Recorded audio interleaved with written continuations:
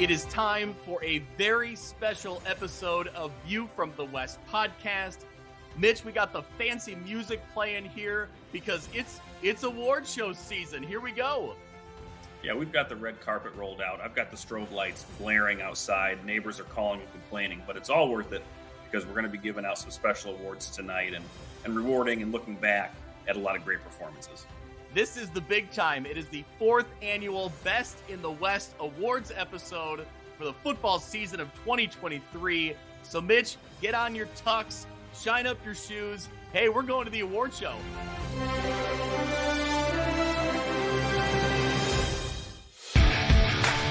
Talking Illinois high school football. If your goals are as high as you talk about, tonight's the night you go out and just take one more step.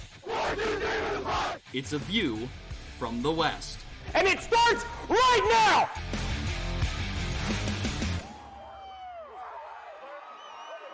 Welcome into our awards episode. It is the 4th annual Best in the West Awards Show. Welcome into View from the West podcast. I'm your host, Greg Armstrong, joined once again, as always, by our podcast's most valuable Mustang, Mitch Stormer. Mitch, are you ready to go? Yes, I am. This is always a fun show. You know, in our prep for this episode, it's fun to look back. Certainly, we remember the players, right? It's one thing to compile all the stats and really see some eye-popping numbers, but when you really look back, and at this point, we're talking 15, 16 weeks ago, and we recap games from week 1 and week 2, and we remember, you know, all those memories start to get jogged a little bit. So it's fun for this episode to kind of put a ribbon on the season and give out some awards here for some great performances. Mitch, what do you think? Most valuable Mustang? Is that the award you can be given? Every year you can be given that award. It's certainly not deserving, that's for sure. I'll take most valuable tweeter. Yes. A lot of work went into that this year, so I will happily take that. You can have, yes, that is all yours. That award is all yours. And actually, speaking of awards, Mitch, did you see the big announcement this week on the X, on Twitter? Friend of the show, Matt Schuckman, is being presented with the IHSA Distinguished Media Service Award before the Quincy Notre Dame basketball game this weekend. How awesome is that? Yeah, I mean, certainly we've had Schuck on the show a handful of times now, but if you're familiar with his work with Muddy River Sports and Schuck on the Truck and all the things that he does for that community and those teams in that area, he's the best. So it's very, very well deserved. I believe Don O'Brien called him the GOAT, and Chris Dewar said icon. That's all he said. Yeah. So I think that sums it up. Congratulations to our friend Matt Schuckman. That's awesome. Really cool to see that. I was really happy for him.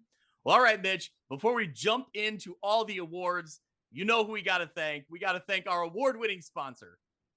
Oh, yeah, there's no question about it. Tonight's episode, as every episode this year, has been brought to us by our friends at Breedlove Sporting Goods, Western Illinois' premier sporting goods store for uniforms, apparel, equipment, awards, online team stores, and Greg, how about customized T-shirts, magnets, cups, the whole gamut. Well, I was going to say, I'm not wearing a tux or a fancy suit to the award show, but I am wearing my View from the West t-shirt. Mitch, That's thanks right. to Breedloves, we got our own merch now. It was an excellent swag bag to receive. I say it a lot. If you send me swag, I'm going to wear it. But I will especially appreciate the care package that Breedloves sent us. So we had such a good time with them this year and look to continue that partnership moving forward. So, but you know, if you're in the market, Greg, for, as I mentioned, uniforms, apparel, equipment, awards, now's the time of the year that maybe we're thinking about new uniforms, right? They provide all the same sporting goods services as the big nationwide companies, but with a faster turnaround, and their uniform pricing is a fraction of the cost you're probably used to. They offer name brands such as Adidas, Under Armour, Nike, and are extremely responsive with any inquiries. With a primary focus on the western side of the state of Illinois, Breedlove Sporting Goods is the fastest way to outfit your team. Check them out on Facebook or at breedlovesports.com, or shoot Cal Breedlove an email at calbreedlove@gmail.com for more information. We certainly want to thank Cal Breedlove and Breedlove Sporting Goods for supporting us all year long. It's great to hear from them. And it certainly was a nice surprise to get the the box in the mail with the t-shirt in it. I love it. And also, Softest shirt I own.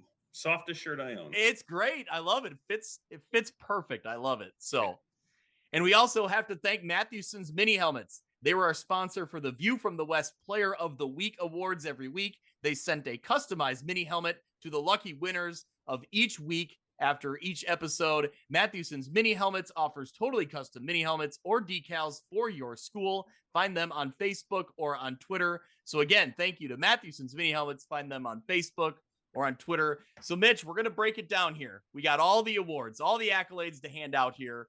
We're going to go through Game of the Year, Coach of the Year, Defense of the Year, our Team of the Year, overall Team of the Year from 8-man and from 11-man football, our Player of the Year from each conference or division within the conference, and then the end, our Heisman Trophy, the View from the West Player of the Year. We've discussed, we've debated, the ballots are sealed. Are you ready to open up and, start breaking into the winners here? Yeah, no corruption in this voting process here. These were secured. And again, these winners that we are going to discuss tonight, well deserved. And again, as I mentioned earlier, kind of fun to reminisce about the season as it's been a couple weeks now since state championships have wrapped up. So this will be fun. Yep. Well, before we get into our awards, I do want to give a shout out to all the teams, all the players, I should say, named to the All-State team. We were well represented on this side of the state. So real quick, I want to go through the list. A lot of these names we will certainly be talking about in this episode. But Mitch, if I'm being honest, a lot of times we get stuck talking about the skill positions. We got to give a little love to the linemen here that made the All-State honors. So let's get into it. Let's start in Class 1A. Named All-State, Zeb Rashid, Gage Dunker, Owen Mulder, Tanner Kemple from Lee Wynn, an offensive and a defensive lineman. You also had on the line for Stockton, Michael Haas, and from the line, the offensive and defensive line from Roval Williamsfield, Luke Nelson. On the honorable mention side of things in Class 1A, you had Balin Damehoff from Fulton, Luke Rewerts from Stark County, and Chase Newman from Morrison. So let's jump into Class 2A. Got a couple players here from Rock Ridge. How about a shout out to Landon Bull, a linebacker and an offensive lineman, played great for the Rockets all season. He is named to the All-State team. You also had honorable mention Vaughn Frere, an offensive and defensive lineman for the Rockets, and Caden Moen from Farmington, also a lineman, being named to the 2A honorable mention state All-State team. Looking at Class 3A, you had a pair of players from the Princeton Tigers, Payne Miller on the line on both sides of the ball, and Noah Laporte, a wide receiver and a defensive back. You also had honorable mention Cooper Hoffman from Dupec in there.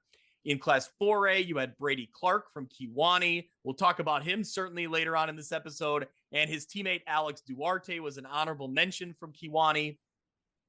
In Class 5A, an honorable mention for Sterling. Lucas Austin, an offensive lineman. Great job by him this season and the Golden Warriors. In Class 7A, Braden Little, named to the All-State team, the quarterback from Quincy. Let's jump into 8-man. We had a bunch of players on our side of the state named to the All-State team in 8-man.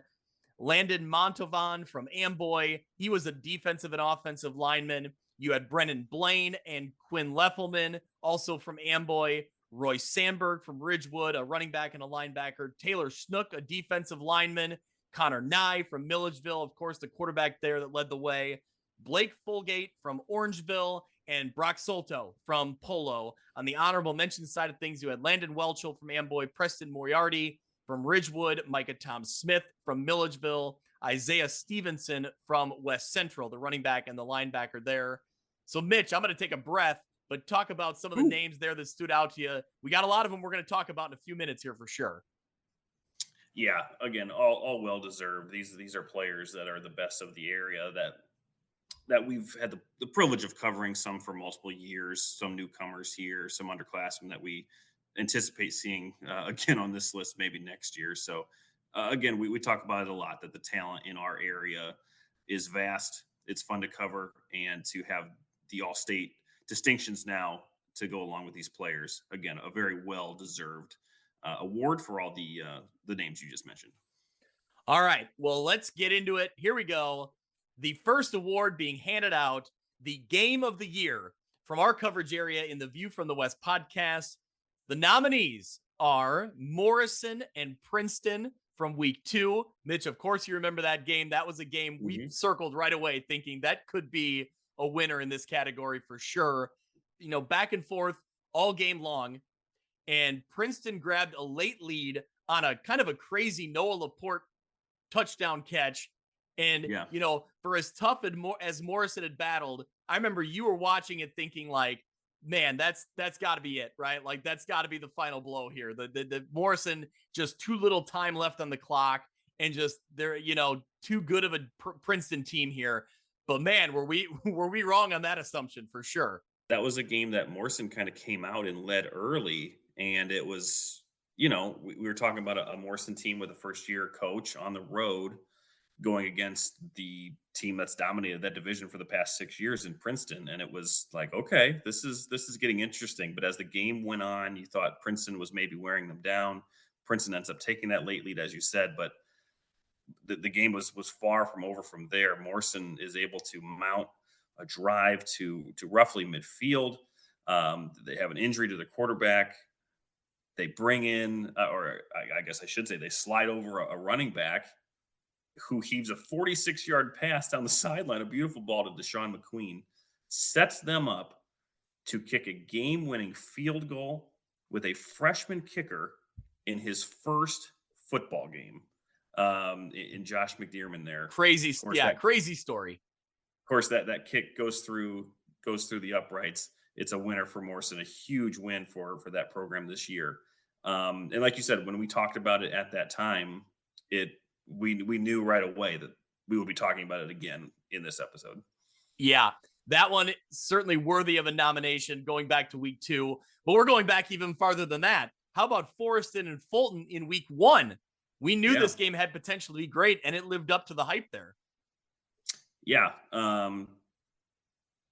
We knew that Fulton had a pretty tough stretch to start their year here, but they started off hot. They were up 18-8 in this one at half, but that great Forreston team and that offense that they have is kind of built to just get chunks and just chip away. And they certainly did. They come back, they score with around 5 minutes left in the game to secure that week 1 win. Certainly we're talking about 2 playoff teams here eventually, but this was a great week 1 game. Yeah. Looking back again at week 2, you had Stark County going on the road to Anawan Wethersfield and getting the win. This was a game that I was at, and it was back and forth early. Stark County played a really good game into the fourth quarter, really good defensive game, I should say, really limiting what Anawan Wethersfield could do, but it stayed close. The Titans were right in it the whole game. They had grabbed a lead. Stark County hit a home run pass. Luke Rewerts up to Lane Jose, and that was the end of the third quarter to grab a lead. Anawan Wethersfield would drive down, score, go for 2, and not get it. And then from there, Stark County was able to hold on for the lead. Really dramatic win for the Rebels and a huge win for them because we thought Anawan Wethersfield was one of the favorites to win the conference. And that was certainly a statement win early in the season. Yeah, a great game there, again, down to the wire. And yeah, little did we know at that time that would set Stark County up for quite a run. Then in week 4, how about Newman over Rock Island at Rock Island? That game certainly deserving to be on this list. Yeah, and this was a game, right, that both teams had an open week. This was a game that I don't think either team truthfully wanted to have to play. They both tried to fill that week with maybe a more similarly sized school, but it didn't work out. But in the end, credit to both teams for scheduling this game. So didn't really know what to expect going into it, but this was a fantastic game. You had Gartar that took the opening kickoff back. That was Rocky's I think only score in the regular, or sorry, in regular time. It might have been 14-14. It must have been. Either way. Yeah. Newman ends up tying the game in overtime on a run. It was from Dan Kelly, and then they converted that 2-point. Didn't kick it. They went for the 2-point conversion and get the 22-20 win in overtime. Great win for a very a program that has a lot of them. This stood out. Looking ahead at week 7, Mitch, we had 2 games in week 7 that were crazy. Sherrard knocking off Orion and Rock Ridge knocking off Morrison. Both games in week 7, crazy games there. Yeah, so starting with Sherrard and Orion, this game was a heck of a lot of fun. Sherrard ends up with the ball with about, I think it was around 141, and they were on their own 2-yard line. And it was kind of a Holland Anderson show, gets them all the way down to right around the red zone. They cap this drive off. It's Anderson to Cyrus Hope from 23 yards out. They score with 5 seconds left. Again, that capped a 98-yard drive in about 1:36. So this was a fantastic game. Our guy Ty Taylor was there. Said that was one of the better games he had ever seen. So, very, very exciting matchup there in week 7. And like you mentioned, not the only one that we had the pleasure of covering that week. Yeah, no doubt about it. I will say, I always feel like whatever game I pick, I'm going to miss the great game, right? I always feel like wherever I'm at, there's going to be a great game happening somewhere else. Like I always feel like I'm missing out somewhere along the way. But this year, different than some years past, I feel like I got kind of lucky. I had the Stark County Anawan Wethersfield game. I also had this Rock Ridge Morrison game. Great game, great defensive battle. Neither team could really get anything going, and that's credit to the defenses on both sides of the ball. Morrison broke off a huge run. I believe it was Brady Anderson that set them up or had the touchdown to take a late lead. And then it's Rock Ridge. They drive right back down and score, but they missed the extra point. So it's 7-6. They managed to hold them on defense, and they get the ball back, and it's Colin Schweigen, Alex Zarlatanis, Landon Wheatley drive back downfield. This is a game that we posted on our YouTube channel. It's still out there. I encourage people to go check it out. It's awesome video that we synced up with the audio from WRMJ in Jim Taylor and Glenn Cook. What a game for a Morrison team that came in riding all the momentum, after the win against Princeton, which we referenced. And for this Rock Ridge team, after falling in week 1, this was a statement win for them. This was a huge win for their program, in that point of the season.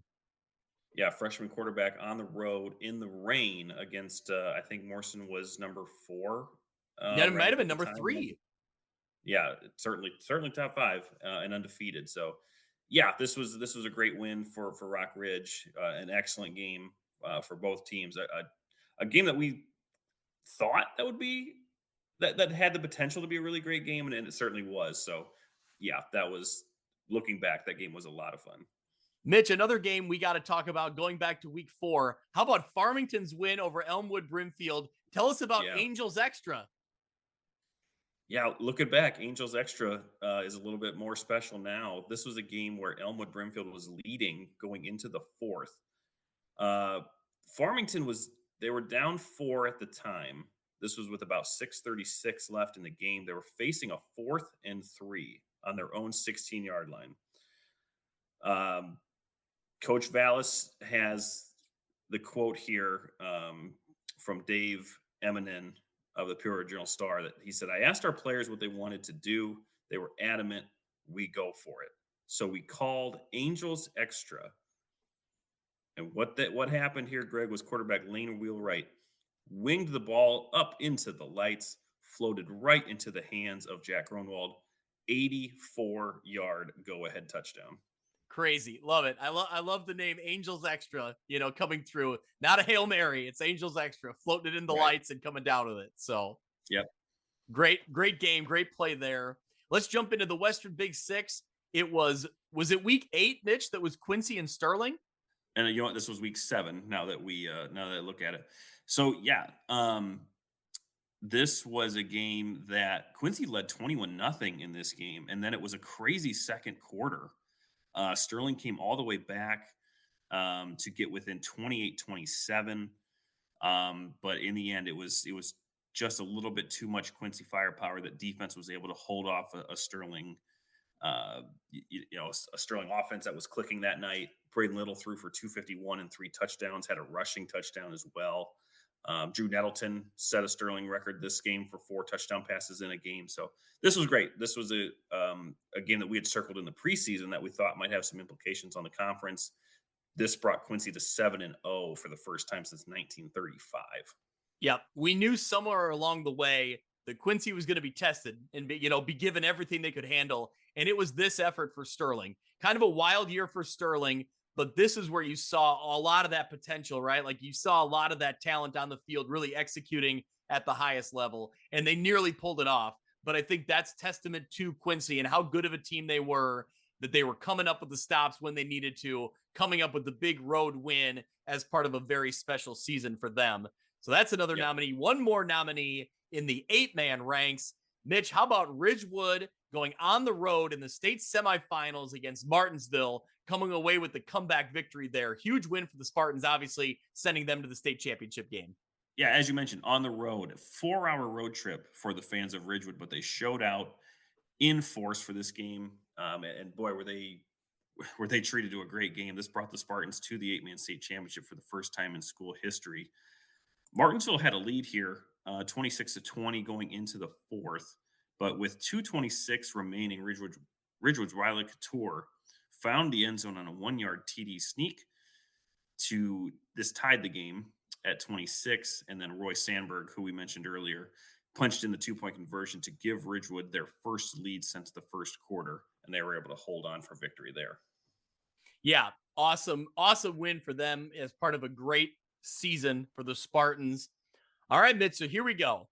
Morrison getting the win over Princeton. You had Forreston getting the win over Fulton. Stark County with the win over Anawan Wethersfield. Newman defeating Rock Island. Farmington defeating Elmwood Brimfield. Sherrard getting the win over Orion. Rock Ridge getting the win over Morrison. Quincy getting the win over Sterling on the road in week 7. And Ridgewood getting the win over Martinsville in the state semifinals on the road. Talk me through it. What is your game of the year? It's tough as we just talked through all those games. I think each one of them has a stake to claim of game of the year. But if I look back at what there was a surprise element to this game, right? There was just great action, great battle, and a fantastic finish. And that is where my choice for game of the year takes us to week 2 in that Morrison victory over Princeton as our game of the year for 2023. There you go. The ballot has been opened. Mitch has read it. Morrison over Princeton. It really did shock. It was headlines around the state. I mean, there were people around the state talking about, Morrison, the 1A school, off to a great start, getting the win in week 1. And they had a lot of kind of hype surrounding them after last year. And they come away, they go on the road to Princeton and get that win. That got people talking for sure. Yeah, I think Princeton was the top seed in 3A at the time. So, yep. And again, we described it a little bit, the way that it was back and forth there in the fourth quarter. And then to have a Hail Mary pass from the running back, it was either Newman or Strading, I don't remember off the top of my head, to McQueen. Just a perfect pass on the sideline. And then again, the scenario of not only a freshman kicker, but a player who is playing in their first football game to get called on that situation, to nail the kick and to get the win. Boy, what's more deserving than that? So yeah, game of the year here. Morrison over Princeton in week 2. All right. I love it. Well, let's move along to coach of the year.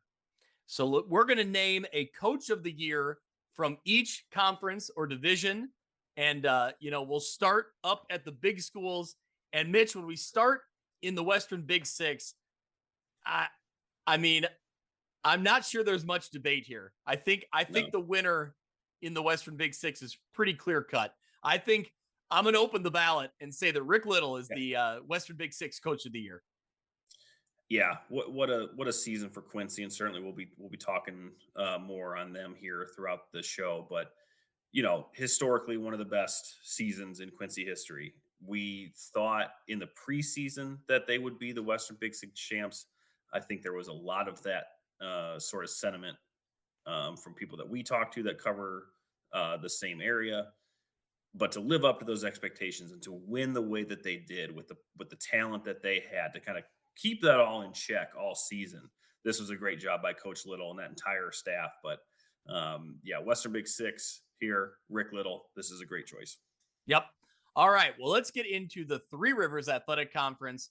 We'll start on the west side of things here. Nate Vandermeide from Morrison, first-year head coach. We just talked about Morrison getting that dramatic win over Princeton. He's one of our nominees, along with Sam Graves from Rock Ridge. This is a tough vote. This is a close one for me. Yeah, and again, you could point to that that game there that we just talked about, and just a classic battle between two good programs.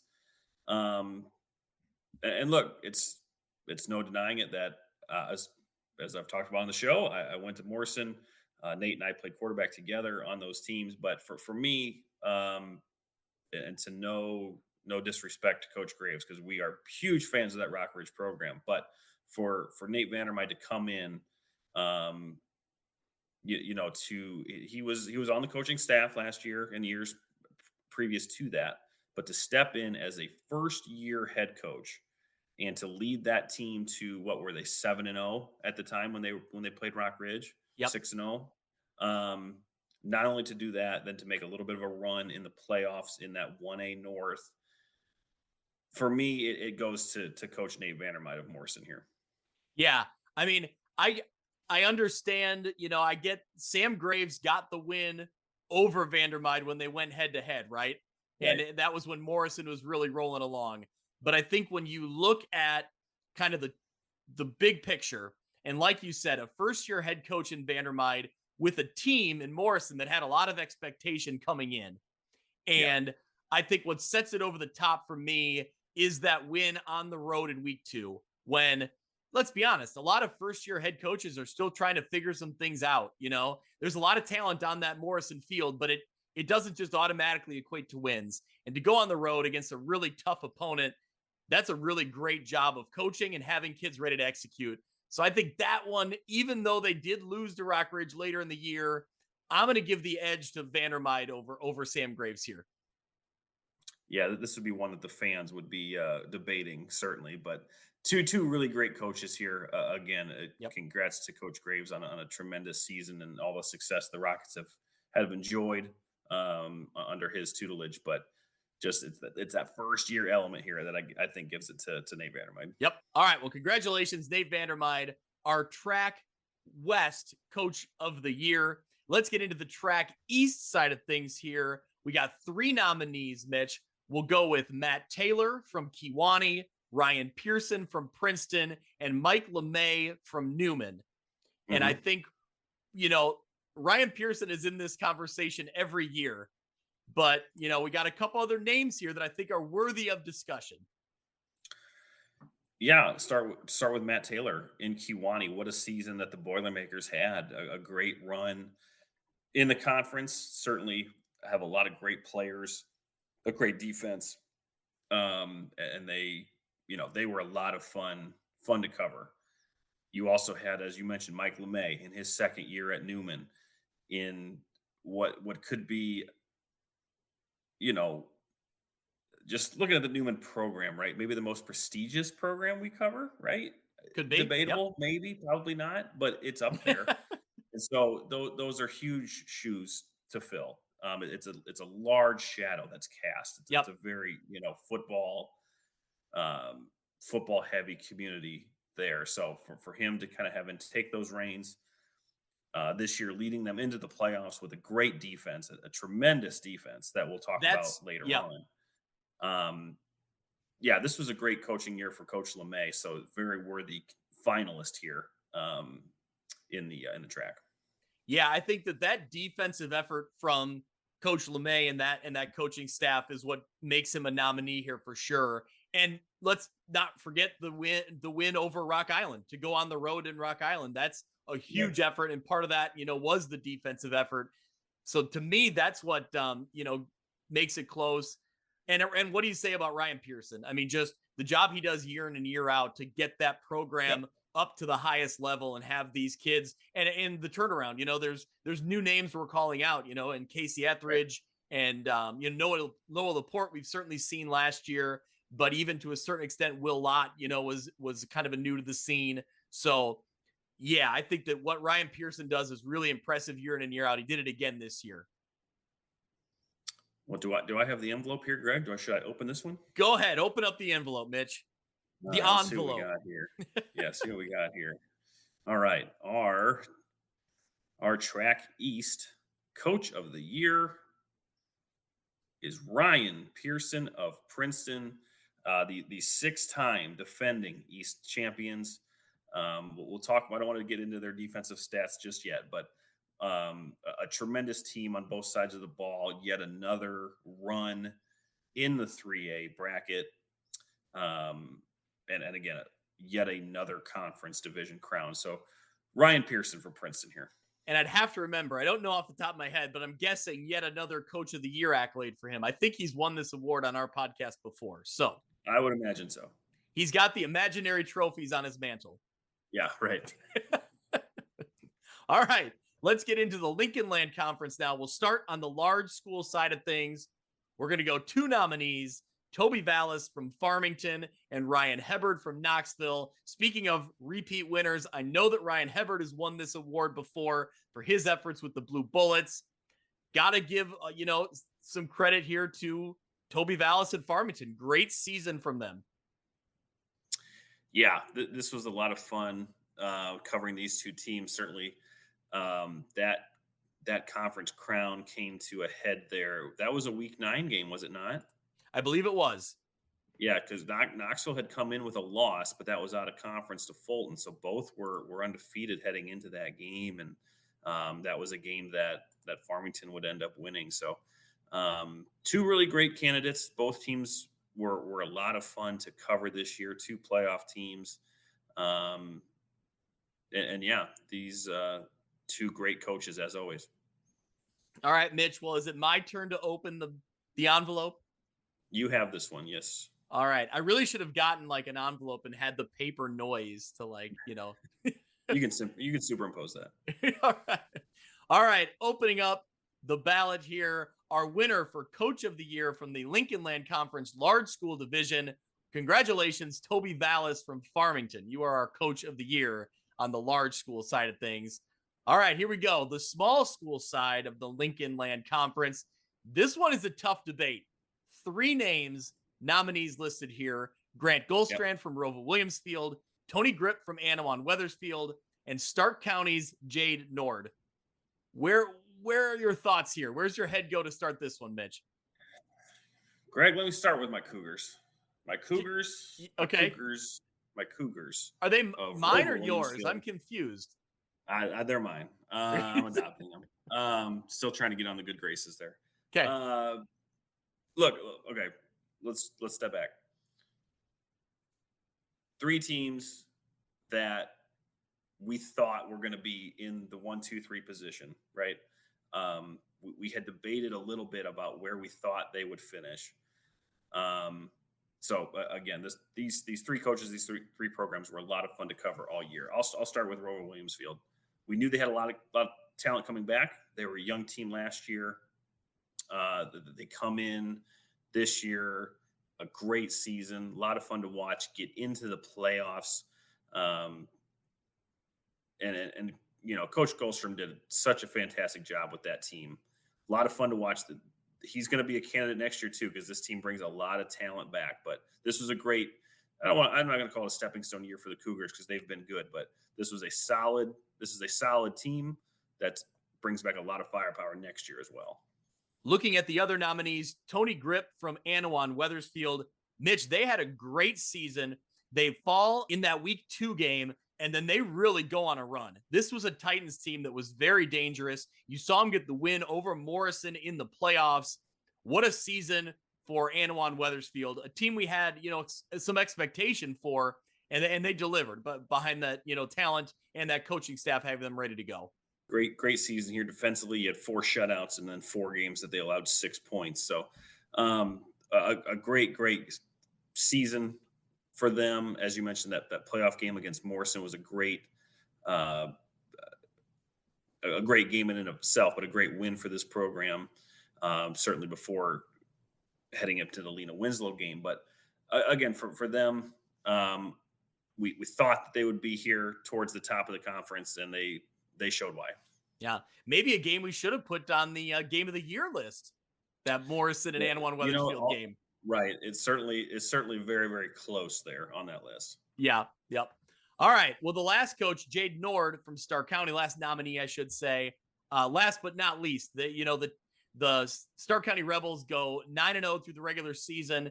They had a great year. What may separate him was this was a Stark County team that I think that we thought would be a playoff team. I don't know if we saw them beating both A&W and Roval Williamsfield in the regular season, and they were able to get the job done both times. So I think that, that might set them apart a little bit.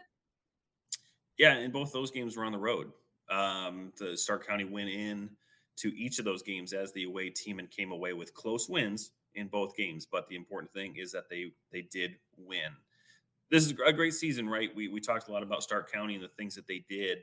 Going back to that year, what was that, Greg? 2015 that they went to the state championship game. So we're talking about it had been about 7-8 years that you had seen an undefeated Rebels team. So this was a great year for Coach Nord, and well deserving to be here in the category. Yeah. All right, Mitch, open up the ballot. All right, and the winner of the View from the West Coach of the Year here in the LLC small site is Stark County's Jade Nord. As mentioned, a great year for the Rebels here, undefeated regular season, get that playoff win against Princeville in week 1. Great season here, Greg, for Coach Nord, Stark County, and that whole team. Yeah, I'm guessing we're going to get some feedback here from Roval Williamsfield because they got the win over Stark County in the playoffs. So this was, right. It becomes debatable, but I think when you look at the regular season that Stark County put together, that's where it pushes Jaden Nord and the Rebels over the edge there for me on this category in particular. But we have a lot more to discuss down the way. So congratulations to Coach Nord. Great season there for the Rebels. All right, are we ready to get into the Northwest Upstate Illini? 2 coaches I think stand out for me, Mitch. Rick Arend of Lena Winslow and Tyler Hoffman from Dupec. These 2 schools were at the top of the standings all year long. It was Lena Winslow winning the conference and making it to another state championship game where they fell just short. Obviously, Rick Arend is no stranger to this conversation, and neither is Tyler Hoffman. These are the coaches we talk about every year when it comes to this, conversation. So, yeah, two really fun teams that we enjoy covering every year. Was really impressed. Obviously, we're always impressed with Lena Winslow. Super impressed with Dupec this year. Obviously, they make that great run into the quarterfinals of 3A, playing 3 big Northern teams along the way before falling to arguably the greatest team in Illinois history there in Byron. But watching Cooper Hoffman, watching that entire Rivermen team, Jalen Nowd was a lot of fun to watch. So, these are 2 coaches that we enjoy watching every single season, and they just seem to put up the results year in and year out. Yeah, Rick Arend and Lena Winslow, what he does year in and year out, this team is always competing at the highest level. They're getting the wins, within, the 9 weeks of the regular season. They're always setting themselves up for a playoff run. Again, like I said, he's always in this conversation. Right. To me, I think that this year is another testament to, you had Gage Dunker coming back, but they had to replace a lot around him. They had, obviously, that's a huge piece to have. It's an all-state athlete, that they had in there. Right. But they had to replace a lot of other areas. And this is a program and a coaching staff that does that every year. They have guys ready to step up. I think that's one of the biggest testaments, to this Lena Winslow program. And they make another run to a state championship game where they fall just short to, Coach Brad Dixon and Camp Point Central. But another great year for Lena Winslow. Mitch, can I open the ballot? Yep. All right. I'm opening up the ballot. The coach of the year from the Northwest Upstate Illini is going to Rick Arend from Lena Winslow. Congratulations to him. Congratulations to the Panthers. I think you mentioned it every year, to have those expectations year in and year out for Lena Winslow. They just continue to answer the call, and this was a yet another great season for the Panthers. Fully anticipate them to be in this same sort of situation next year, where they're competing for that 1A state championship. They got to win it back, and so to have a coach like Coach Aaron there at the helm, they're always going to be in a great position to do that. Yep, absolutely. One more Coach of the Year award to hand out. We'll go to 8-man football. Our 2 nominees here in 8-man, obviously from the Amboy Clippers, Amboy, Lamoille, Ohio Clippers. Scott Payne, the head coach there, does a great job leading this program. This year was the high water mark, winning a state championship, running the table. He's a nominee for sure. Another nominee, Mitch, that you have to put on this list, head coach Pat Elder from the Ridgewood Spartans. This is a coach that's, seen a lot of football in the 11-man ranks, has come down to 8-man in the Ridgewood Spartans over the past couple years. This was their best season they've put together yet. They competed week in and week out, played great, almost knocked off Amboy in the regular season, made it to the state championship game. We talked about their win over Martinsville. They fall short in the state championship game, but what a season for the Spartans, and led by head coach Pat Elder. 2 coaches that you just mentioned that met up in the state championship as well. So in Coach Elder's efforts at Ridgewood, this is their second year in 8-man. So that program is just on the up and up. And for Amboy and Coach Payne, certainly this was their second consecutive appearance in the state championship game. Obviously, they ran away with that victory just a few weeks ago. So, yeah, 2 great seasons, 2 great coaches for 2 great programs. Yep. All right. Well, Mitch, I'm going to open up the ballot. Yep. I'm giving this one to head coach Scott Payne of the Amboy, Lamoille, Ohio Clippers.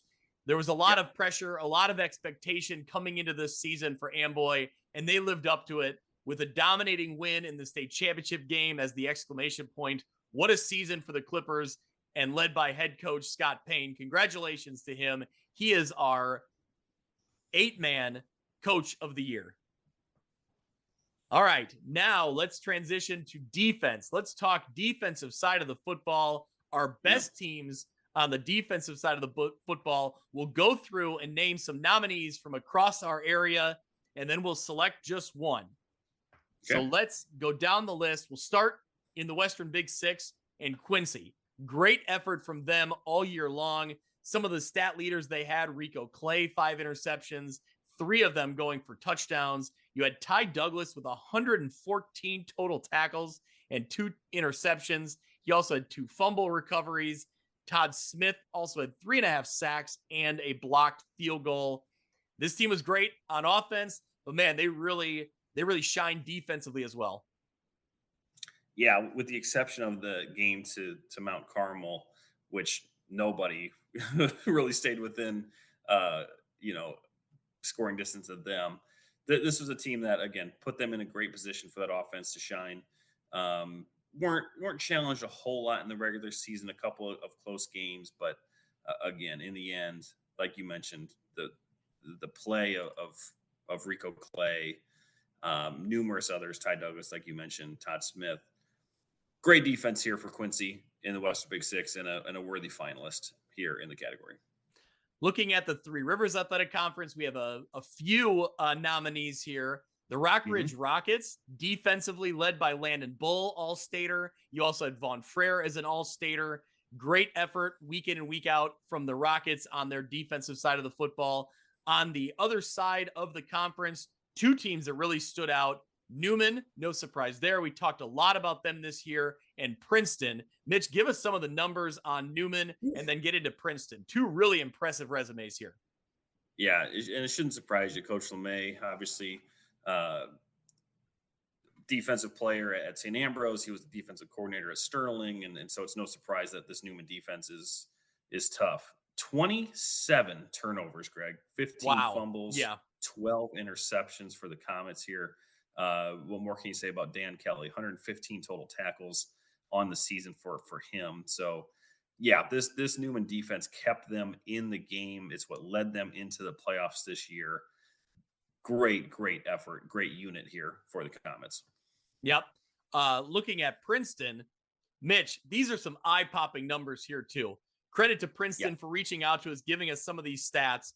How about this, Mitch? I saw this on IHSA and I couldn't believe it. Only allowed Right. 76 points all season. Mm. Very It's crazy. impressive. Yeah. 7 shutouts, which is a school record, 18 turnovers. You had Arthur Burden with 84 tackles, Ian Morris with 83 tackles. On the offensive line, you obviously had Payne Miller and Cade Odell, and Noah Laporte had 4 interceptions and 46 tackles. So a lot of great talent all over the field. But man, just this defensive unit, really impressive for the Princeton Tigers. Yeah, you're talking about only 2 games where they allowed 20 points, and sandwiched in between those, like you mentioned, all those shutouts, they only allowed double digits in 3 games all year. So this was when you're talking about going up against defenses like Byron or defenses like Casey Westfield, and you put up the least amount of points scored in the state. Boy, that's quite the accomplishment. Yep. Looking at the Lincoln Land Conference, we got 4 nominees here. You got Knoxville and Farmington from the large school side. And on the small school side of things, you had Anawan, Weathersfield, and Stark County. We'll start on the large side. Knoxville only allowed 169 points. That was the best in their side of the conference. Jacob Morris led the team with 36 tackles, 8 for loss, and 6 sacks. You also had Corey Stearns with 6 tackles for loss. Obviously, the conference champion, which we've talked about, the Farmington Farmers and Toby Vallis's team. Great defense all year long for them as well. On the small school side of things, Anawan Weathersfield only allowed 110 points all season, but they went on a run there of several shutouts and really just dominating teams on the defensive side of the ball throughout the season. Brody Childs had 100 total tackles, 7.5 tackles for loss. You had Nick Thurston with 3 sacks, Dylan Ori with 3 interceptions. So great defensive effort there. And also Stark County, the Rebels. Head coach Jade Nord had this team playing great defensive football all year long. Chris Barnwell, Cole Kinsella led the team in tackles. You also had Braden Lindley with 6 interceptions, 2 fumble recoveries. Two of those interceptions were pick sixes. You also had Matthew Bowser had 5 interceptions. Mitch, out of his 5 interceptions, 3 of them went for pick 6. So impressive there. He also had 2 fumble recoveries. So the Stark County Rebels, very deserving on this list. In the Northwest Upstate Illini, obviously Lena Winslow, defensively, always strong. They're a nominee here. And in the 8-man ranks, Mitch, I think we'll just say it right now. We'll give our award for the 8-man division first. How about the Amboy Clippers? You're talking 8-man football, and you're thinking about a lot of points being scored, which there usually are, but not the case when you're playing Amboy. They only allowed 96 points on the season. Great effort for them. Read me through some of the numbers here from the Clippers. Yeah, I mean, 96 points allowed. They almost got there on points scored in the state championship game. So that's just, like you mentioned, you usually think of high scoring offenses in 8-man. But not against this Amboy defense. No chance. Landon Welch, 109 tackles. He had Brennan Blaine, 18 sacks for Brennan Blaine. That's crazy. Yeah. How about these numbers? Troy Anderson had 8 interceptions. Braden Klein had 5. So you can see, again, with numbers like that, you can see how they only allowed 96 points and why they were undefeated and why they were the state champions. So, yeah, this Amboy defense, 8-man defense of the year for sure. Yep, no doubt about it. All right, well, Mitch, let's look down the way then and start talking about who is the defense of the year for the 11-man. Name the nominees. Yes. What teams stand out to you? Certainly, I think I can narrow it down to. I'll narrow it down to 3. Okay. I'll go Princeton, I'll go Newman, and Anawan Weathersfield. Okay. Again, 3 really, really impressive units that it was hard to move the ball against. It was hard to score against. It allowed them to stay in control of their games, get their offense on the field to do their work. To me, I have a clear-cut winner though between these 3. And if it's all right with you, Greg, I'll announce the winner here. Well, hang on, because you got some notes? Well, I just think that, when we're having this kind of discussion here, I think you've got to toss in Quincy's efforts and Stark County. Okay. Stark County, I was really impressed going back to week 2, Stark County's efforts against Anawan Wethersfield and the explosive offense that they had, and they really limited what they were able to do. And that was what really kept them in that game, was really controlling, that one. That came away with the win there. And just, throughout the season, their efforts. Quincy also really stood out to me. But, yeah, I just wanted to give a quick plug for them too. But I think, there's one more team that I think for me is the winner here. So go ahead and open the ballot. All right. The View from the West defense of the year goes to the Princeton Tigers. As you mentioned, Greg, only 76 points allowed. That is was the lowest in the state this year. That school record, 7 shutouts, and 18 turnovers. This was a fun unit to watch. You had Payne Miller, Kate Odell there on the defensive line, Ace Christensen. You had Noah Laporte. Just a really tough unit to get any sort of traction against, and the results showed. Yep, absolutely. I think that some of those numbers were staggering, and just knowing what they had up front on the line, and when you also had guys in the back, in the secondary like Laporte to grab interceptions, just seeing, the numbers they put up was really impressive to me. Great job by the Princeton Tigers there. All right, Mitch, let's take a quick break, and then we're get into our team of the year, and then we'll get into the fun stuff, our player of the year nominees and winners from each conference and each division. And then the big one, the View from the West player of the year. We'll break it all down. We'll be right back. Brink Sportswear offers totally custom made-to-order football uniforms that allow coaches and athletic directors to take control of their brands. The uniforms are available in sublimated and tackle twill. They offer free digital mock-ups, free shipping on team orders, and free physical samples before you buy, so you know exactly how you're spending your program's money. Uniform sets start at $99 for sublimated and $120 for tackle twill. You can find them on Twitter or go to brinksportswear.com. View from the West podcast is also sponsored by the Cupcake Cartel, gourmet cupcakes that are made to order. Over 40 flavors, including wedding cake, lemon blueberry, strawberry milkshake, snickerdoodle, and Oreo. Perfect for weddings, birthdays, showers, fundraisers, or any event. You can find the Cupcake Cartel on Facebook. We thank them for their support. The Quad City's first and only fantasy football show, For Fantasy's Sake, has you all covered when it comes to all of your fantasy football needs. The guys come to you live every Sunday morning during the football season from 10 to 11:30. They've got the best analysis, rankings, DFS, and gambling advice between the Rock and Mississippi Rivers. So tune into For Fantasy's Sake every Sunday during the football season from 10 to 11:30 a.m. on Facebook and YouTube. Welcome back to View from the West podcast. This is the Best in the West award show. It's the 4th annual award show for the football season of 2023. So, Mitch, here we are. The team of the year. We'll give one for the 8-man ranks and one for the 11-man ranks. And I don't think there's much debate. You got the envelope. Let's open it up for 8-man football. Yeah, it shouldn't be much of a surprise here for team of the year. It is the Amboy Clippers, the 2023 8-man state champions, undefeated, outscored their opponents 437 to 96. The wire-to-wire #1 team in 8-man, of course, put up, 72, 76 points in the state championship game. This was a team that was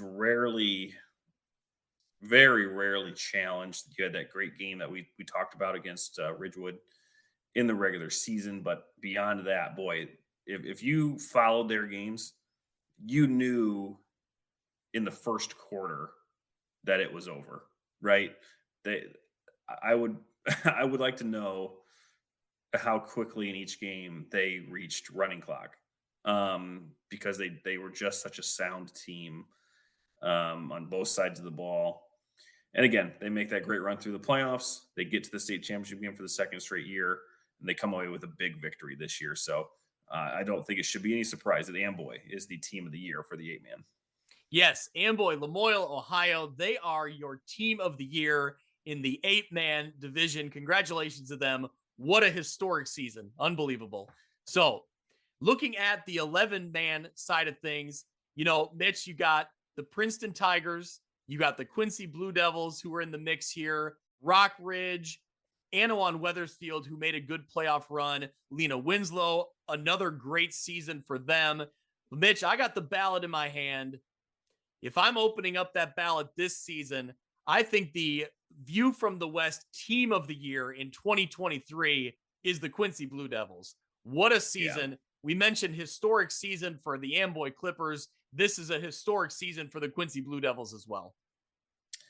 Yeah, it truly was the best season, best football season in Quincy history for sure. Undefeated regular season there, the Western Big Six champions. Great playoff wins against West Chicago and then against Wheaton North to get into the quarterfinals for the first time in school history.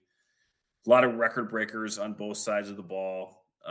Most points scored in a season in Quincy history. So, yeah, we talked about Coach Rick Little as our coach of the year in the Western Big Six, but all of the accomplishments that Quincy had this year were super impressive. I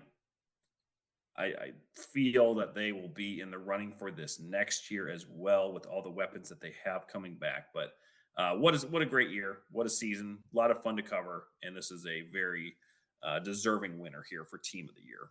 Yeah, absolutely. When you look back at both Quincy and Amboy, teams that both came in with huge expectations, right? Teams that had played well a year ago and returned nearly everybody. These teams were not just on our radar, they were the teams we were calling out as maybe two of the best teams in our area. And I think here we go. They played it out and they executed all year long. Both schools played really well and they've earned it. Both schools have done what we thought they had potential to do. And that's, not always easy when that pressure's there and the spotlight's on you. So both teams certainly earned it. Our teams of the year, Quincy Blue Devils and the Amboy Clippers. All right, Mitch, here we go. Now it's time for the fun. The players of the year from each conference and each division. We'll start in the Western Big Six. And Mitch, I have a feeling we're going to be talking about Quincy a little bit more here. Give us the nominees, and then we'll start reading through their accomplishments. Yeah, certainly this is always a fun conference to cover.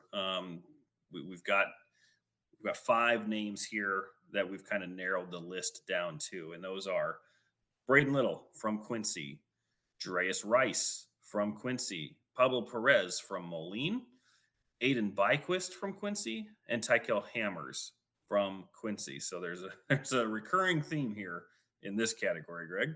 Yeah, when I started looking through the list, and I was going to try to narrow it down to 4 names in each division, each conference. But how do you separate between Aiden Byquist and Tykel Hammers? You can't leave one of them out. Yeah, you don't. Right. Byquist had 1,056 receiving yards and 11 touchdowns. Tykel Hammers had 1,023 receiving yards and 15 touchdowns. So both of them were neck and neck, getting passes thrown to them from Braden Little, all-state quarterback for the Blue Devils. Listen to these numbers, Mitch. 3,422 yards passing, 45 touchdowns, and he added 3 more on the ground. What an effort from him. And we weren't done. We're not done talking about Quincy's offense yet, which is amazing. Right. And really a really important weapon for them, right? This is a pass happy offense, but they have quite the ability to keep defenses in check with a great running game, and that's led by Rice. The junior had 1,652 rushing yards this year, 21 touchdowns on the ground, but also was a big threat out of the backfield in the receiving side, 450 yards receiving with 5 touchdowns as well. So a tremendous, tremendous player in Dreas Rice. Yeah, and another great running back, another great effort in the Western Big Six from Moline, running that wing T offense there. Pablo Perez goes for 985 yards and 14 touchdowns for the Maroons. Great effort by him and the Maroons. But man, it is a list dominated by Quincy here. Yeah. And, it's tough because all four of them, but I think I really kind of separate Braden Little and Jarius Rice. And, in talking to some coaches in the Western Big Six, some of them, told me that, Little's numbers were eye popping, but that Rice was really kind of he was the guy, that he was the player they needed, the X factor. So I don't know. It's really tough. What do you think here? Yeah, it is tough. They both complement each other so very well. The numbers that Braden Little put up this year, I think if you went back to the Western Big Six preview, I can't remember if I said I think I said 3,000 yards and 30 touchdowns that Little would get to. Yeah. And certainly surpassed that. So, not taking credit for calling that, but kind of did. But as I mentioned, does Quincy go undefeated without having that asset as a running back in Rice? I don't know. Do they go undefeated if they had another quarterback? I don't know that either. So again, two tremendous players. It's almost a 1A and a 1B type of award here. But Greg, we got to give it to one. All right. Well, let's open up the ballot here on our Western Big Six Player of the Year from the View from the West podcast. It's Braden Little, quarterback of Quincy. Congratulations to Braden Little. Just the numbers were staggering. And I think that's what really, really did it for me. I mean, he was the field general, and there's even a Twitter account that, talks about Colonel Little. So I think so. I'm not going to talk about my disdain for those types of accounts because the Andrew Luck one was the best one, and it should have shut down. Okay. With that. No, but I gotta give Quincy credit though. Whoever runs it, it's pretty good. No, there's no question. There's some that are unoriginal and they fall on their face. Right. This one from Quincy is good.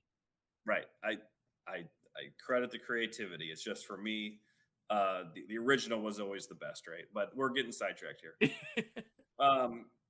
Again, you talk about the numbers: over 3,400 yards passing, 48 total touchdowns. Those are big numbers. Little tied and I should say record. He sits tied for 11th in passing touchdowns in a season, and for passing touchdowns in a game. He had a game that he had 7 touchdown throws. He entered the top 20 all time IHSA history for passing yards in a season and became Quincy's all-time leading passer. So, and this is with a year to play. So these numbers are only going to continue to grow.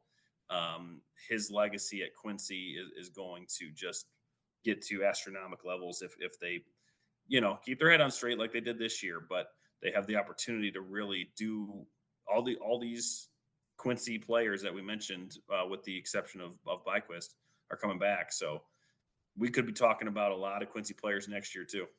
That's what I was going to say. Yeah. These names on the list, not just Braden Little, but they're a lot of them are going to be back. So it's very impressive to see that, we could be talking Braden Little and Jarius Rice and Tykel Hammers again next year. So, right. All right, let's move into the Three Rivers Athletic Conference. Let's name a player of the year from the West Division here. We'll start with our nominees. We'll start with our quarterbacks. Cullen Schweigen, freshman from Rock Ridge. Cale Filler from Orion. You had running back Brady Anderson from Morrison. You also had running back Alex Zarlatanis from Rock Ridge. And you had wide receiver Carter Brown from Sherrard. So again, it was, just really tough. Even at 5, there was a couple names like Peyton Thompson from Monmouth Roseville, Dimitri Larson from Erie Prophetstown that I left off this list. Even Holland Anderson, the quarterback from Sherrard, that I thought could have been on this list as well. This was tough to even narrow it down to get to the nominees. Right. There's a lot of talent here. There's no question about it. And a lot of underclassmen too, Greg. All of those nominees, with the exception of Zarlatanis, will be back next year. And so this could be a sign of things to come. I don't know, but I fully anticipate talking about these guys once again next year. But for the purposes of this argument, we're talking this year. Greg, let's start with the quarterbacks here. Two underclassmen, starting with Colin Schweigen, the freshman out of Rock Ridge. What a debut season he had. They had that week 1 loss to Newman, and then they didn't look back for quite a while. So very evenly balanced attack they had there. Schweigen just over 1,000 yards passing and 11 touchdowns, right at 900 yards rushing and 11 touchdowns. Again, this is a freshman coming in, had some away wins. Great to see him play well. Cale Filler on the other side for Orion. Boy, some eye-popping numbers here. Over 2,000 yards passing, 23-3 touchdown to interception ratio. He added a rushing touchdown as well. So, we talked about the Orion team that was always right there at the end of games and had some just heartbreaking losses. But Cale Filler was the one that would put them in those positions, and I think will allow them to continue to grow and continue to be a dynamic offense moving forward. And a great year for him in his sophomore season. Greg, what about the running backs here? I was going to say, I want to talk about these running backs here. You got Alex Zarlatanis from Rock Ridge, who he was really, for Schweigen and the things he did as a freshman to lead that offense, I felt like Zarlatanis was the heartbeat, right? When they needed those yards, he was the consistent, he was getting the job done. He was that reliable presence year in and, game in and game out. And as the senior, I think that was a valuable asset to have on this offense. So I really liked what Zarlatanis did. And Brady Anderson and Morrison, just over 1,000 yards, 20 total touchdowns, 18 of them coming on the ground. What really stood out to me about Brady Anderson was, sure, the numbers are great, but he had the chance. You felt like anytime he touched the ball, there was potential he was going to run it to the, he's going to go to the house. He was going to score a touchdown. He was just that dangerous of a weapon. And I think that's something that makes him, really high on my list here. Yeah. And one of the state's best sprinters too, that you'll find out here in the spring coming up. We talked about Carter Brown at Sherrard as a receiver. Holland Anderson's main target there, 590 yards receiving, 8 touchdowns, 2 more on the ground. I believe, Greg, he's a sophomore. Is that right? Yeah, I believe so. Yep. And I think what the reports are is that he might be their most dynamic player and maybe be taking over their quarterback role moving forward. Again, that could be hearsay. Don't want to speculate anything, but the point is that a dynamic player that, again, we're going to be talking about for years to come there in Sherrard. Yep. All right, Mitch, you have the ballot this time. Give us the name of the Track West Player of the Year. Yeah, this was tough. This was certainly a hard category to not only narrow down to finalists, but to really come to a conclusion on who we thought was the Player of the Year. I'll open up the ballot here, and for us, the 2023 Track West Player of the Year goes to running back Brady Anderson of Morrison. You said it. One of the most electric players that we can cover. And this was an offense too that had Chase Newman and Carson Strading. It was a load share there, and he had 1,000 yards rushing there. Yep. I expect those numbers to go up even further next year. Anytime he can touch the ball and he's got a window, he's gone. He's that quick. You saw it in person a handful of times this year. I think it's that home run ability and that spark that he can provide makes him a pretty good player. And I believe only a sophomore, so much more to come from Brady Anderson and the Morrison rushing attack. Yep. I think that spark of electricity that he, brings every time he touches the ball, I think is what sets him apart here in this category. But like you said, what's so exciting is, Schweigen, Filler, Carter Brown, and Anderson all back, names we're going to be all talking underclassmen, about. Not just back, underclassmen, at least 2 more years back. Yeah. So I love it. I want this debate to keep going, Right. All right, let's get into the east side of the track division here. Brady Clark quarterback from Kewanee. You have Casey Etheridge, a running back from Princeton. Alex Duarte from Kewanee, the running back there for the Boilermakers. And Noah Laporte from Princeton, the wide receiver. So a pair of Princeton Tigers and a pair of Kewanee Boilermakers lead the way here for the nominees for the Track East Player of the Year. Yeah, and again, a lot of great performances that we were able to witness this year. Go back to that week 1 game, Princeton over Monmouth Roseville, where Casey Etheridge had like 240 yards, and we were sitting here thinking, who is Casey Etheridge? And he was the secret weapon that Coach Pearson and that group, they were the ones who knew about him, but no one else did, and he just burst onto the scene this year. So again, those numbers are fantastic. Almost 1,900 yards and 29 touchdowns. A great season for him. For Noah Laporte as the main receiving target. But if you go to Kewanee, right, we're talking a little bit of rarefied air when you talk about Brady Clark and the accomplishments that he had this year. Alex Duarte, a really tough running back to bring down, a great compliment to that entire offense. So again, these are two teams that we always see here at the top of this division the past couple of seasons. They were always great games between these two programs, and featuring these players made for a lot of fun this year. Yeah, I was going to say, I mean, these two, schools being represented as the, 4 nominees makes a lot of sense because both were kind of that 1-2 punch. When you look at Alex Duarte and what he was able to do on the ground, complemented by the tough play, the all-around play of Brady Clark, gets both of them on this list. Mitch, looking through what Brady Clark accomplished this season is remarkable. As a quarterback, he had over 1,300 yards passing, 17 touchdowns. He had 12 rushing touchdowns. He had 3 interceptions on defense and a touchdown defensively as well. But that's not it. He was a first-team all-conference at quarterback, on defense, at kicker, and at punter. And obviously, like we mentioned earlier on the show, he was first team. He was named All-State. So the resume for Brady Clark is really impressive this year. Not since a podcast 100 years ago was talking about Nels Fugelsang have we had this much, to talk about with the Kewanee player. Right. You gotta go deep in the archives for those episodes. But yeah, that's as mentioned, that's rarefied air to be a first team all conference in 4 different categories. Yeah. All right, Mitch. So this is another tough debate here, but where are we going? You can open up the envelope for the Track East Player of the Year. All right. Well, we talked about it here with the accolades of this player that really set him apart. And I don't think it's any surprise that our Track East Player of the Year goes to Brady Clark at Kewanee. As you mentioned, the stats, 29 touchdowns, 3 interceptions on defense, but it's that being a first team selection, all track, quarterback, on defense, the kicker, and the punter to go along with his first team All-State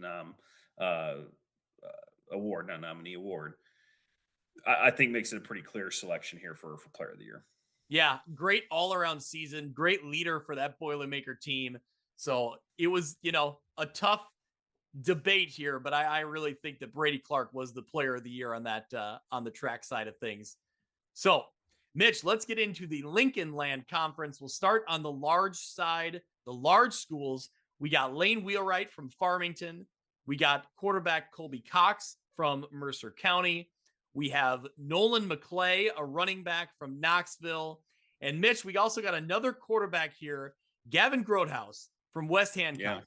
They didn't have the best season, but for him individually, read us off some of these numbers. Really impressive. Yeah, 2,223 passing yards with 23 touchdowns and added 4 more on the ground. So, yeah, this was a year for West Hancock that I don't anticipate being repeated. I think this is a team on the rise, and with Grothaus leading the charge there and leading that attack. They're always going to be putting up these yards and putting up the points. Yep. He was throwing to Nolan Gooding, who had 731 yards receiving and 5 touchdowns. So really, great effort. That was a name that kind of just fell short on our nominees list. Another name that just fell short from the nominees list, Bo Windish from Elmwood Brimfield. He almost had 800 yards rushing and another 200 yards receiving. So really good season from him. But let's go through the numbers of our nominees here. We'll start with Lane Wheelwright from Farmington. 1,328 yards passing, 19 touchdowns. He ran for over 1,000 yards as well with 15 touchdowns. Unanimous first team Lincoln Land Conference large school division quarterback. Great season from him. You also had Colby Cox at quarterback, over 1,000 yards passing and 11 touchdowns, 565 yards rushing and 10 touchdowns for the Golden Eagles quarterback. And Nolan McClay from Knoxville. Mitch, we talk about this Knoxville rushing attack and what they do and how effective they are. And it was led by Nolan McClay this year. Mm-hmm. Yeah, this was a name that we called out quite a bit. A lot of great week-to-week performances from McClay. Fun to watch, fun to cover. As you mentioned, 1,600 yards. That's quite a lot. And yet another great Knoxville running back. So, yeah, we saw a lot of great performances throughout this division for sure. But I'm gonna push the envelope over to you on this, Greg, to give us the winner here. Well, I was gonna say, yeah, I saw Nolan McClay firsthand go up against Mercer County when Knoxville got the big win over Mercer County, and McClay looked electric in that game. Really dynamic playmaker in that one to lead the way. He did that all season long. But I think for me, the player of the year in the Lincoln Land Conference large school side of things is Lane Wheelwright from Farmington.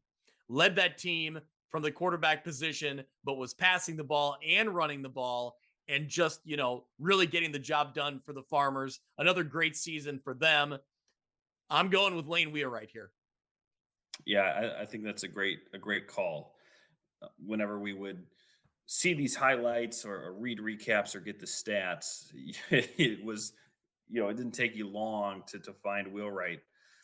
And like you mentioned, the over just about 2,500 all-purpose yards, 34 touchdowns. Boy, that's a lot. So a great season for him, for Farmington, and congratulations to him on the player of the year here in the LLC large side. All right, let's get into the LLC small side of things. And Mitch, similar to our coach of the year discussion, some similar program names here. You have Riley Danner, quarterback from Roval Williamsfield. You have quarterback Luke Rewerts from Stark County. You also have at running back Zeb Rashid from Anawan Weathersfield. And you have Brian Bertelshofer from Roval Williamsfield, a running back as well. So the programs that led the way, no surprise. It's, their athletes here on the nominees list. Right. Once again, another conference that was a lot of fun to cover, a lot of players that are certainly worthy of a nomination here. It's hard to narrow these down. Looking at, I'll start with my Cougars here, Riley Danner. 1,800, almost 1,900 yards passing, 16 touchdowns, really was the key to that offense. Had a lot of playmakers around him. Bertelshofer, as you mentioned, almost 1,400 yards rushing and 16 touchdowns. And we're not even talking about Spencer Brown, who had a tremendous season, 21 touchdowns, 1,000 all-purpose yards.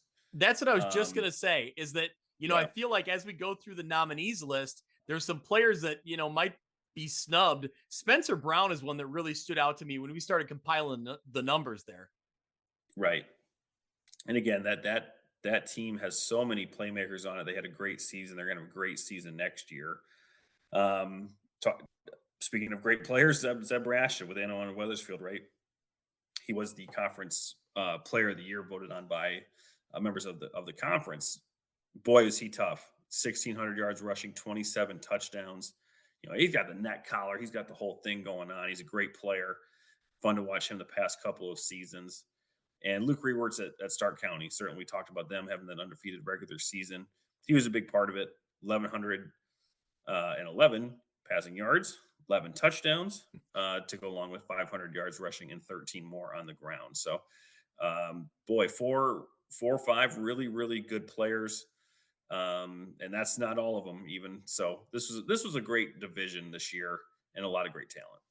Yeah, I like the 1-2 combo of Riley Danner and Brian Bertelshofer, and obviously maybe the 1-2-3 combo when you toss Spencer Brown in there as well. Yeah. That was really, what kept the ball moving for this Rova Williams Field program. I love the way that Luke Rewerts led that Stark County team offensively. He was their heartbeat. We talked about other players or other programs and kind of that heartbeat. He was it for Stark County, I felt like. And he did it on both sides of the ball, played really well defensively as well. But, for their team, I felt like he made them go. But man, Zeb Rashid is he's a force. He is a talent. And when you start looking at it, it's for good reason. He was named the LLC Small School Player of the Year. But what say this podcast, Mitch? What does the ballot say for the View from the West Player of the Year for the Lincoln Land Conference? Yeah, the ballot here agrees with the conference that Zeb Rashid from Anno and Wethersfield is our selection as well for Player of the Year in this division. One player that we didn't mention was Dylan Orey, who had almost 1,700 all-purpose yards, 17 touchdowns. But Rashid was the go-to guy, right? If Horry couldn't get things going, it was Rashid. But he was just the workhorse on this team. He scored both touchdowns in that playoff win against Morrison, and he was obviously the guy that to be a huge part of their offense, where they have those long drives where they just beat you up and hit you hard every time. So he's a fun player to watch. He's going to be a fun player to watch next year as well. So Zeb Rashid here for us on the LLC small side. Yep, I think that's the worthy selection there. All great nominees, but I think Zeb Rashid stood out just a little bit more. You talked about he was the kind of the workhorse, but he had a little bit of that Brady Anderson. He does have a little bit of that Brady Anderson in him too, where anytime he touches the ball, he could break free. He could be going to the end zone. So, yep. So congratulations, Zeb Rashid. He is our Lincoln Land Conference Small School Player of the Year. Let's get into the Northwest Upstate Illini, and then we'll talk a little 8-man football here. From the Northwest Upstate Illini Conference, we have 4 nominees: Cooper Hoffman from Dupec, Dom Kramer, a quarterback from Fulton. We also have Gage Dunker, an All-Stater from Lena Winslow, and we also have an All-Stater in Forreston, Owen Mulder, the running back there. So, Mitch, start reading through some of the numbers. There are some impressive, stats here. Yeah. Again, a lot of fun to cover these players. Cooper Hoffman, we'll start there with Dupec. He had 2,016 yards passing, add in 811 yards rushing, all told 38 touchdowns on the year for Cooper Hoffman. Again, we talked about the Rivermen that made that long run in the 3A playoffs. Hoffman was a big part of that. Dom Kramer coming in at Fulton playing quarterback, over 1,000 yards passing, 16 touchdowns. Big force on the ground there too for the Steamers. Great year for them to overcome a tough start and to get into the playoffs. We talk about Gage Dunker a lot this year. 2,600 yards. Greg, this is the number. 41 touchdowns this year for Gage Dunker. That was the most. That's a single season record in the NUIC. Anytime that you have a number like that and a record like that, that says something. And again, Owen Mulder, the All-Stater, 830 yards, 15 touchdowns for the Cardinals this year. Yeah, the Northwest Upstate Illini, when it comes to Player of the Year, is always hard to pick, right? Because it's just, there's so much talent in that conference and so many successful programs, that are producing these players. Cooper Hoffman's numbers, when you really dive into them, I knew they were good, but when I really saw them laid out here, that was really impressive. But man, that 41 touchdowns from Gage Dunker on the ground, and just the damage he did, running the ball, was really impressive as well. Right. And this is a tough vote. This is another tough one for me. Yeah, this is one that you and I had to talk about quite a bit. And again, we talked a little bit about it in Western Big Six, where it's 1A, 1B. I feel like we're there here in the NUIC as well. It could go to any one of these 4. I think 2 or maybe a little bit closer, but I think the envelope is in your hands for this one, Greg. All right. Well, let's open up the ballot here for the Northwest Upstate Illini View from the West Player of the Year. We're going with Gage Dunker, the senior from Lena Winslow. For me, it was just that 41 touchdowns. And, there were some other players, Coburn Lynch was a name in there as well, but he was the guy, right? He was the guy coming in that defenses were focused on, and to be able to get the job done consistently like he did, and credit to a great offensive line. Maybe they're part of this award as well. But for him to get 41 touchdowns when defense is really keying on him is impressive. I think this is a worthy nomination or worthy winner here. Yeah, and I talk about the 1A, 1B. 1B is Cooper Hoffman because, again, what a tremendous year. Ton of production there. And, congrats to him and to that team on all their success. But you said it all in Dunker. The main guy this year, 41 touchdowns, 73 for his career. Just incredible numbers. This was a great season to cap off a great career. Yep, absolutely. Congratulations to Gage Dunker on winning that. Let's jump into 8-man football, Mitch. And we always see eye-popping numbers in 8-man football. This year is no different. It's always fun to talk about the players that stand out. We got 5 names we're going to get into here. Connor Nye from Milledgeville. He's a name we've been talking about for, I think, the past 3-4 years. So no stranger to this list for sure. The quarterback from Milledgeville getting a nomination here. You have Brock Solto from Polo. Mitch, I just saw that he was named the Sauk Valley Times or the Sauk Valley Player of the Year. Very worthy. We'll talk about that in a second. We have Landon Welchel from Amboy. He had a huge season running the ball for the Amboy Clippers, running them to a state championship. You had Roy Sandberg from Ridgewood, and you also had Brennan Blaine from Amboy, the wide receiver. So a lot of big numbers here. Let's get into it. Yeah, let's start over in Milledgeville. Connor Nye, again, the name that we talked about a lot week in, week out. 1,338 passing yards, 609 rushing yards. So you're talking right around 2,000 all-purpose yards, 35 touchdowns for Connor Nye. And Milledgeville, we'll go to Roy Sandberg at Ridgewood, who we talked about a handful of times. He scored that game-winning 2-point conversion in the playoff game, 1,236 yards rushing, 20 touchdowns on the year for Roy. Landon Welchel, Amboy, 1,832 yards, 25 touchdowns. Just an incredible part of that Amboy offense. Speaking of Amboy, Brennan Blaine. If you didn't catch any game but the state championship game, you knew everything you need to know about Brennan Blaine. Just a tremendous player. 947 yards for him, 17 touchdowns. Receiving to go along with 4 rushing touchdowns. But Greg, I'm going to leave it to you here to give us the numbers on Brock Solto in Polo.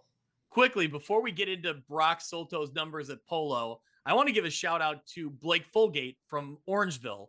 Not as high profile of a season for the Orangeville Broncos as some of these other teams that we've been naming, but he had, over 1,300 yards and 20 touchdowns. So just a quick shout out. Yep. He was the first one left off of our nominees list here, but great season for him as well.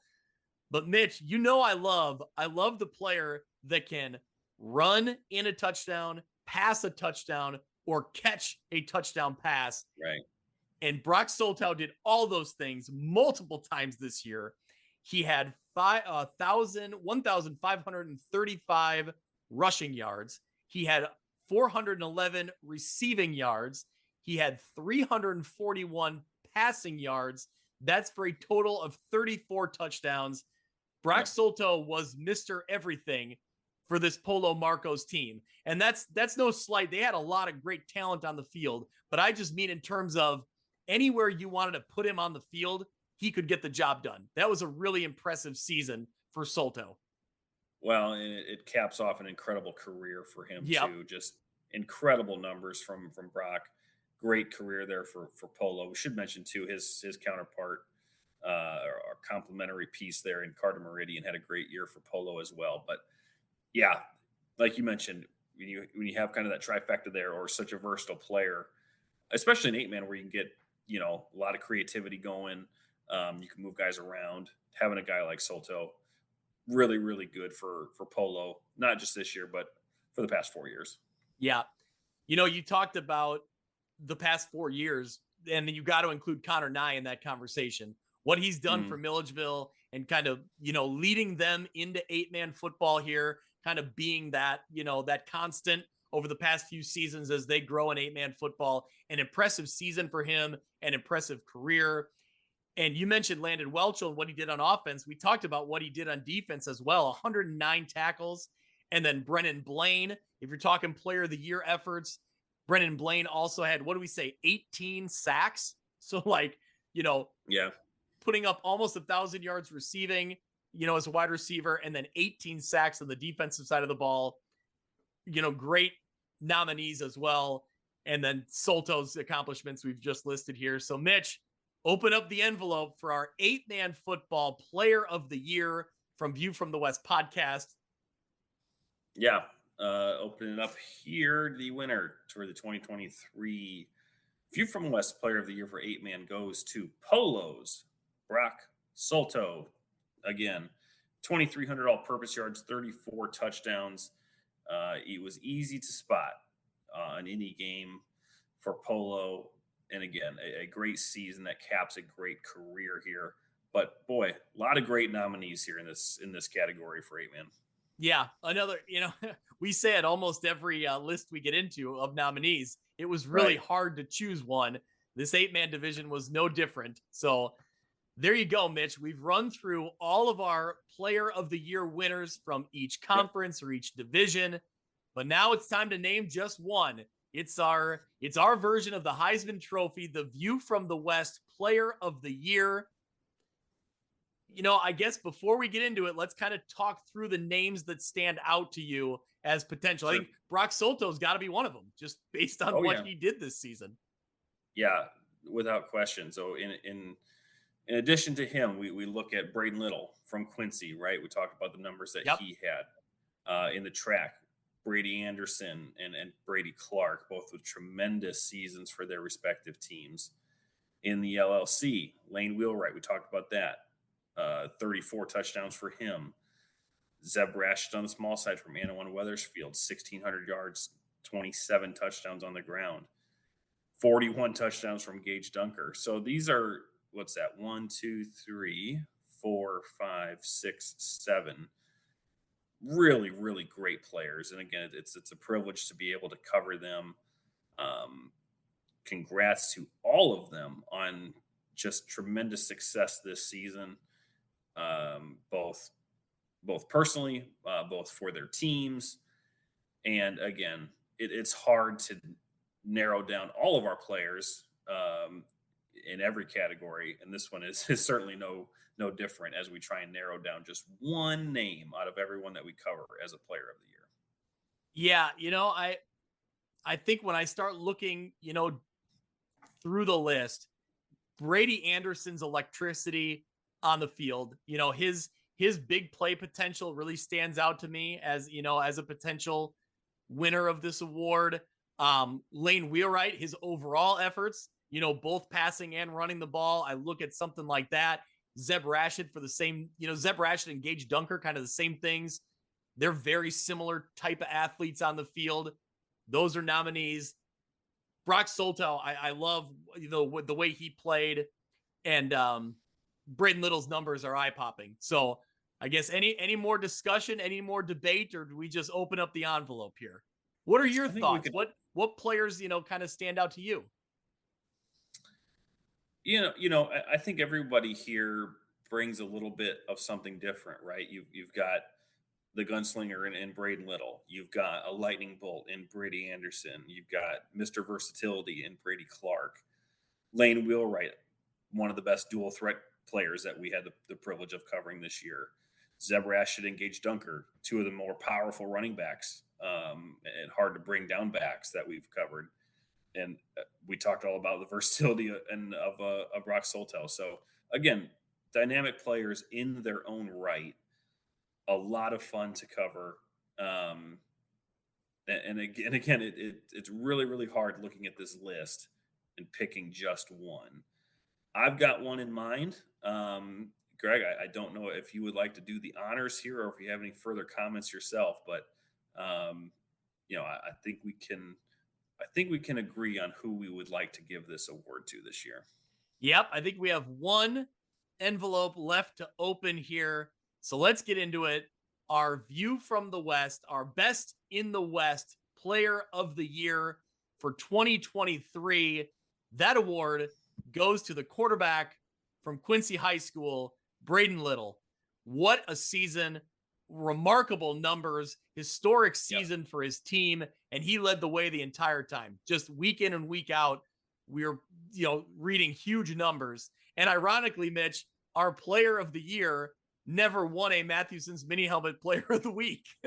No, just about every week he was certainly deserved of one. So yeah, this not trying to suggest we're making up for that in any way, but yeah, that was funny and something that we did talk about this year. So Braden, if you're listening, we are certainly aware of your accomplishments week in and week out, and we'll see if we can't get you one next year. But overall, this was a tremendous season. Again, nearly 3,500 yards passing, 48 touchdowns. Those are numbers that we don't get to cover a whole lot, right? A part of one of the most dynamic offenses we have seen in our coverage area in a while. Certainly all the accolades on the field for the team. He is the field general, makes that thing go. So yeah, when you just look at the numbers, you look at the success.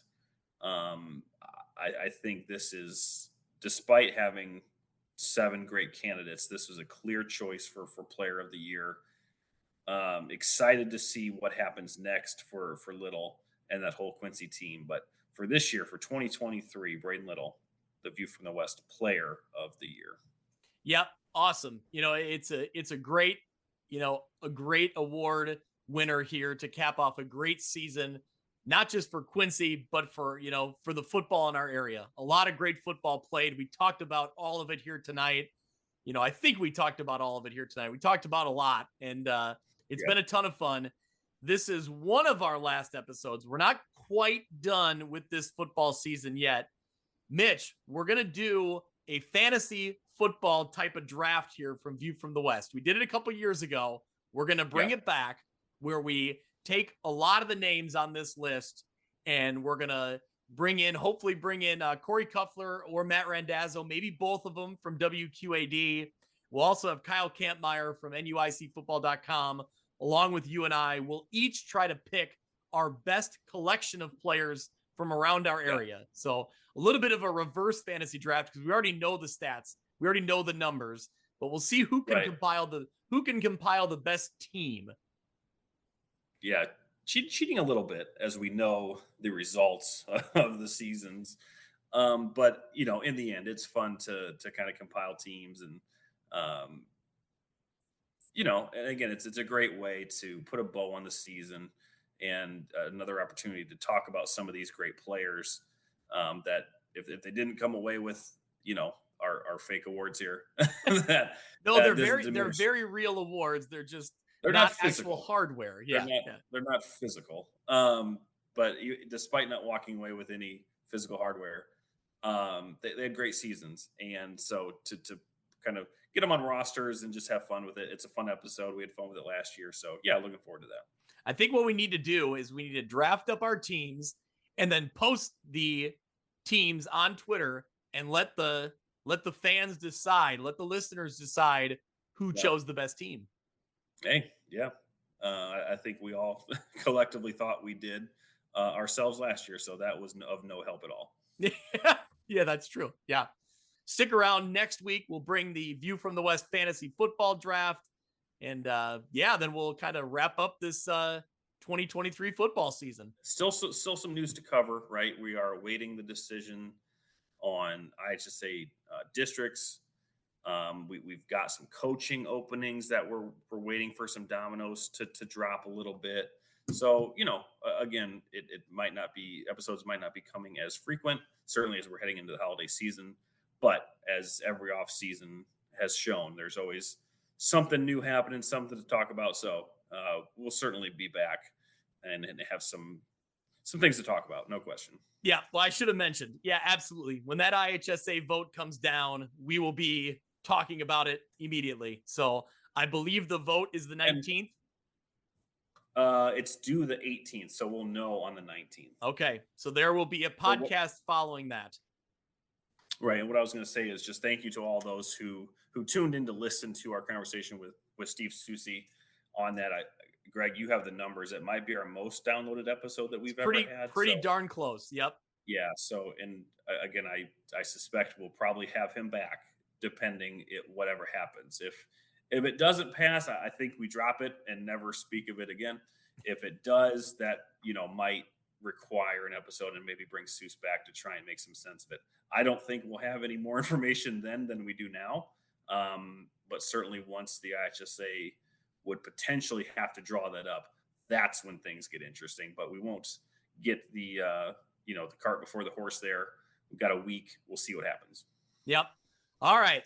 Well, we'll wrap this one up. And like Mitch said, we will certainly be back talking to you, whether it's the fantasy football, draft here, or it's the district talk.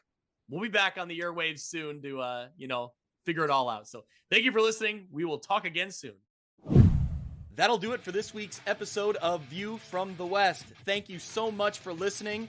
I encourage you to go out to Apple Podcasts or Podbean and subscribe so you can follow along, and downloads will come automatically every week. You can follow along on Twitter at ViewFromWestPod. You can also email me if you're interested in being a sponsor, viewfromwestpod@gmail.com. Thanks so much. We'll see you next week.